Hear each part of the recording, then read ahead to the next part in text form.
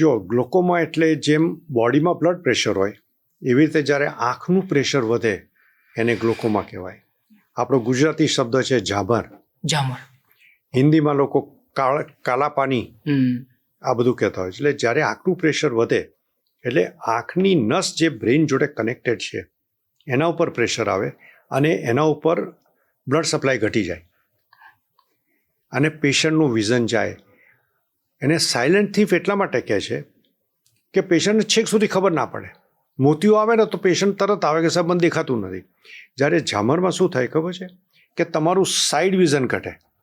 એટલે તમે આમ ના જોઈ શકો. હા, વચ્ચે તો પરફેક્ટ દેખાય. ઓકે. એટલે તમારું સાઈડ વિઝન જાય. પછી આટલું નાનું વિઝન થઈ જાય ટ્યુબ્યુલર, એટલે પેશન્ટને તકલીફ પડે કે બાજુવાળો માણસ નથી દેખાતો. વાહન ચલાવવું તારે એક્સિડન્ટ થઈ જાય છે. ઓકે. અને જે વિઝન ગયું એ રિવર્સિબલ નથી ઝામરમાં, કારણ કે બ્રેનનો લોસ છે, ન્યુરોલોજીકલ લોસ છે. ઓકે. અને બ્રેન ટિશ્યુ જે ન્યુરોન્સ છે એ એકવાર કટ થાય એ રીજનરેટ ના થાય. બરાબર. ચામડી છે રીજનરેટ થઈ શકે. માટે it is called silent thief of vision.